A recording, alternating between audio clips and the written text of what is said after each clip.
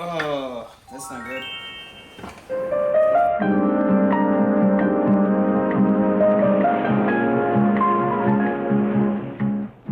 This is the lead look. Sleek, trim, agile. The look of the Honda Super 90. Guys, welcome back to Dale Does It All. I am super pumped to show you our new project.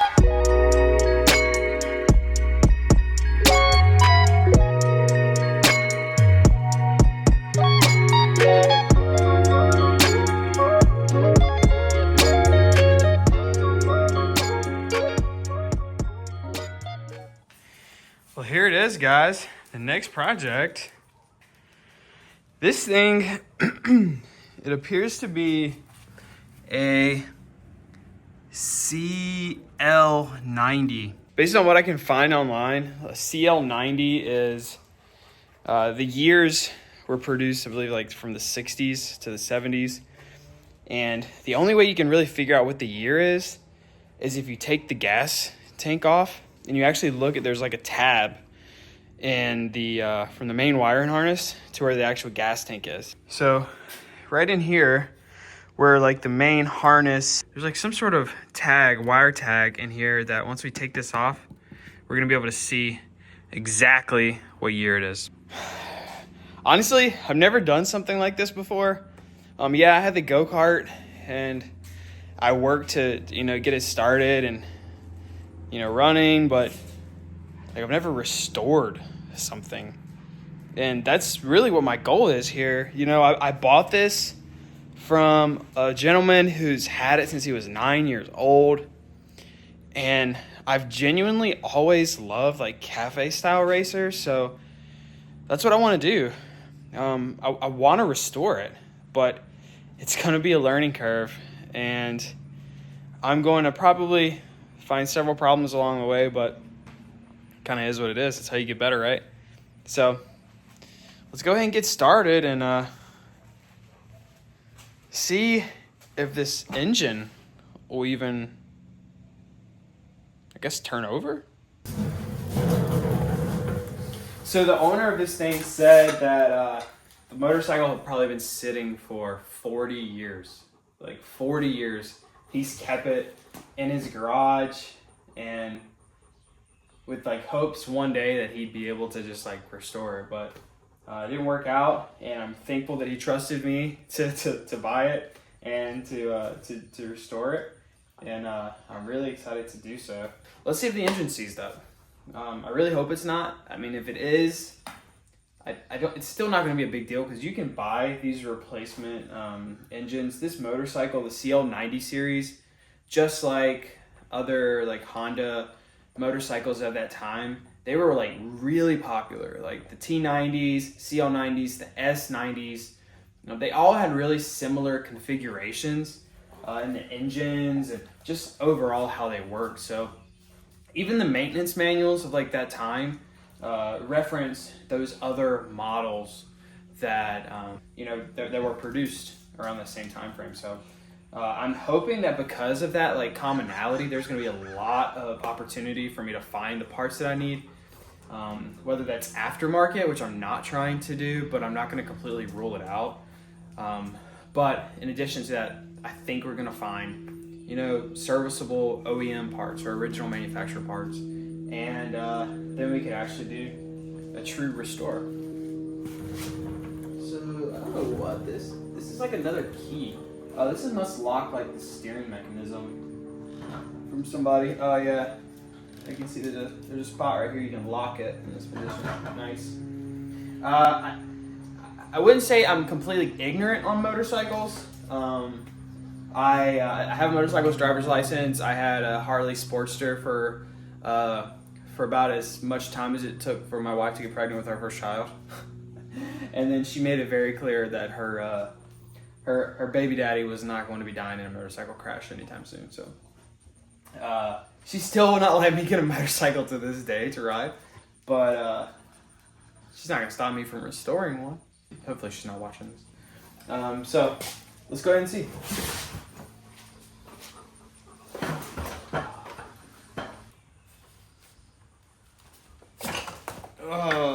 that's not good. I don't feel any compression. Yeah. Okay, so this is actually spinning free. Let's start there. It says it's a half, which is interesting because it's a Honda. And it's probably metric. 14, don't know where my 13 mil is. Wow, I was not expecting that. Came off super easy. I wonder if this thing is keyed.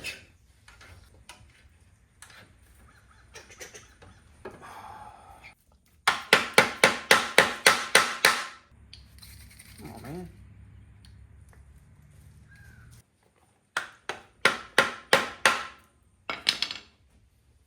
Well, this isn't a good start.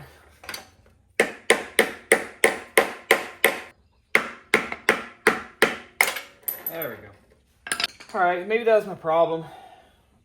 You know, even though the nut was off and it wasn't really compressing, the fact that the bolt was still in here, it kept it from being able to separate, I guess, circumferentially. There we go. With our powers combined, we can remove the kick lever. Yay! Yay! So, this bolt, if I would have read the maintenance manual, I would have known. This bolt acts as a keyway. If you see that little cutout right there, this bolt goes in like this, and then I'm gonna zoom in.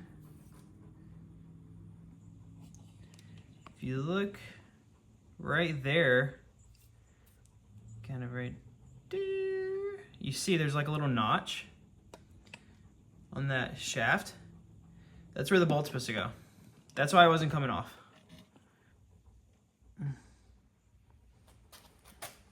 But it's off now. And there is the start of our disassembly. So I know that this process is probably going to take a while. I know that it's not going to be easy. It's going to be lots of parts. It's going to be lots of bolts everywhere. So what I recommend for you, and what I am doing for myself, is to be very, very organized. And the only way to do that is step one, record everything you're doing. Ta-da! I'm already doing that. And keep track of everything you take apart. My homemade shadow boards. I'm gonna go ahead and lay this out, write down what it is, and what's with it, and just start getting some sort of organization. That way, once I get these things apart and I got it in a position to where I'm starting to clean, then at least I know what everything is, where it goes, where it came from, and I'm a little bit better off in the long run. So let's get back to it, start taking some more stuff apart.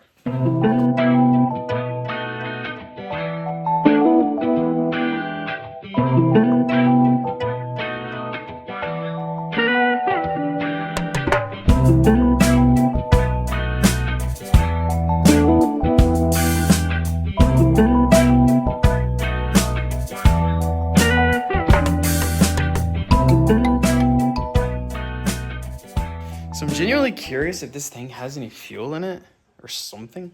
It's got something in the tank. I can hear it sloshing, but this cap is insanely tight.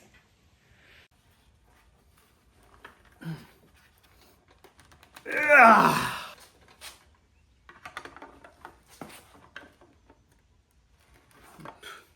That was like comically easy with channel locks. Check that out. Guess what you'd expect after 40-something years. Hello. You see anything in there? I don't see anything. Dang, bruh. Dang, bruh. Yikes. Yikes. Yikes. Yikes. Yikes. That is not going to be fun. Looks like you guys get to see baking soda shoot up all into my face again. Alrighty, so I just cut this fuel line because I think now that I have this little part exposed, I literally can just lift up and pull back, but these lines have been on these valves for so long, it's not going to just come off because I want it to. So just cutting them because they're gonna have to get replaced anyway, so no worries. And now, there we go, just like that. She looks a little different without that fuel tank on there, don't they?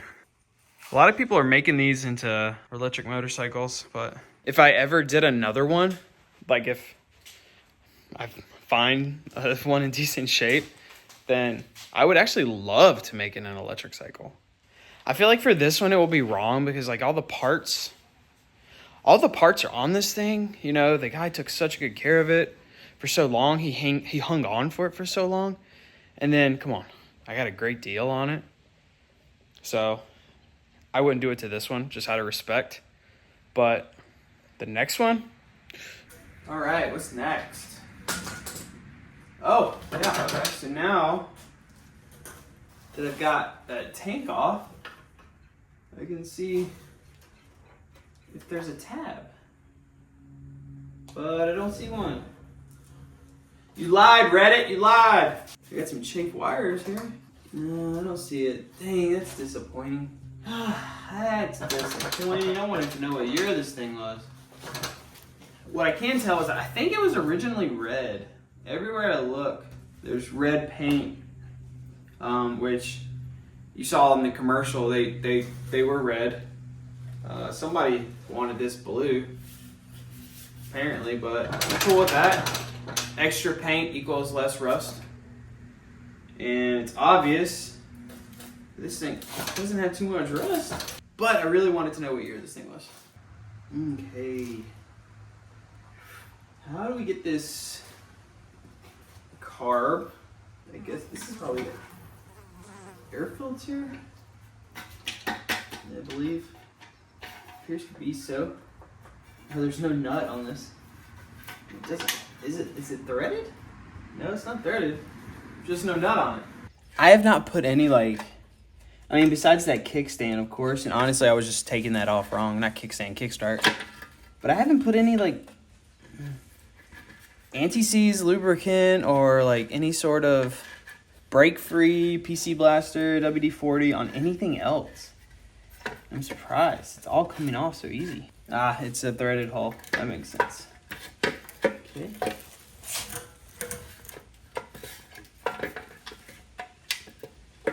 And I'm being held down at the bottom.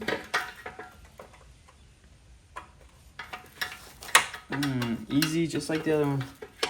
Easy like a Sunday morning. Sick. Bada bing, bada boom. I'm not gonna get that off until I take this carb off. I'm not gonna get that carb off until I take this harness off.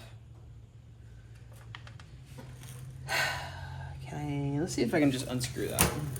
So I kind of just wanted to show you guys kind of the technique that I'm going with. A lot of you guys probably already do this, but if you don't do this type of thing often, this is just a technique that I'd like to share with you. So if you see these screws, kind of wrote them like carb mount screws right there. Take them cardboard, you just push them through. Now, if you got stuff going around, much better chance of them not falling, you losing them, and not knowing where they go. So, good hack. Try to increase the brightness for you guys. I also don't want to potentially damage anything with these channel locks. Here we go. Don't know if that's something I want to mess with right now. Or is that part of this valve? That's part of that valve there. So, this feels loose. Oh, it's missing a bolt right here. See that? This side of the carb's missing that bolt. Let's go ahead and take the other one off. I've never taken this apart before, like I've said a couple times now, but I also haven't even tried to research how any of this is done. So if there's a reason it looks like I don't know what I'm doing, it's because I don't know what I'm doing. However, I have a tendency to remember things better when I figure them out the hard way. Sometimes you just gotta do it like that. You also don't enjoy it more when it's easy. I guess I can go for many things, but most things, I'd say not. All right, let's put this back together for now. So I'm not trying to play Pop Goes the Weasel with this thing. Well, I mean, it's good to see that this is still working. Let's see if we can zoom in.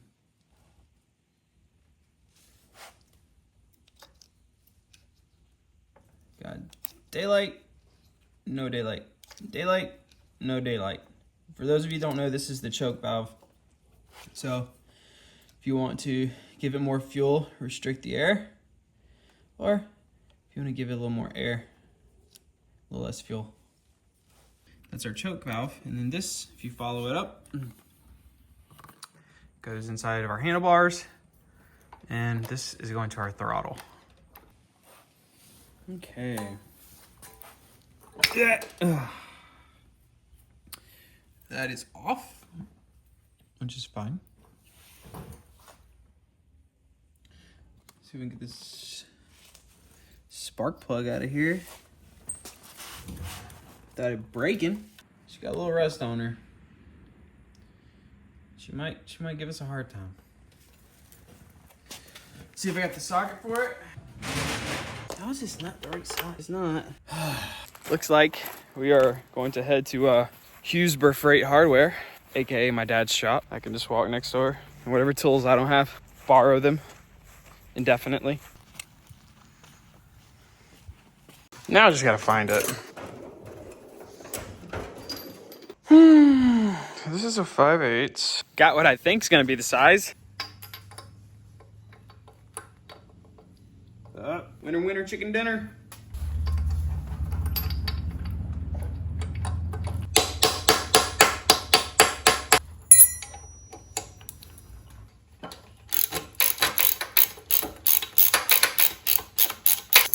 Perfect.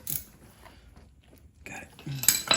So it looks like this exhaust is like just barely hanging on anyway, so I'm gonna go ahead and just start taking that off. Give it a little love tap with my foot here.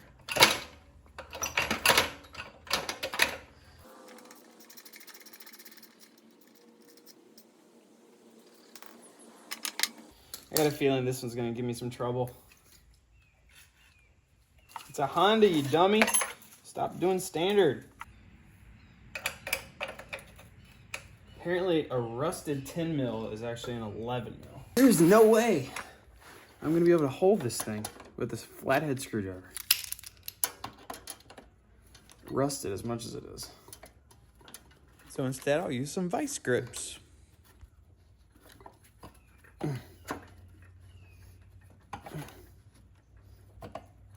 Ah, there we go.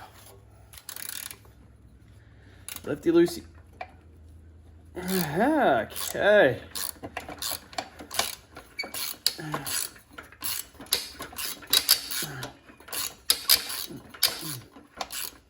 PB blaster.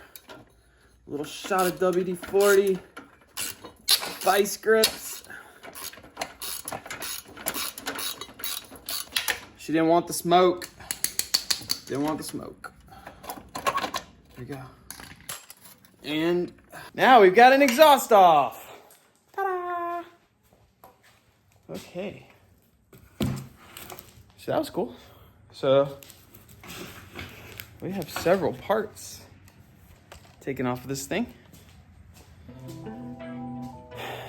And here's a look at my bench. This is what we got. The kickstarter, the muffler, carb housing with the bolts, gas tank, the seat. It's in really good condition. Well guys, thanks for watching part 1 of my CL90 restoration series, the disassembly. Subscribe, like this video so you guys will know when part 2 comes out. See you next time.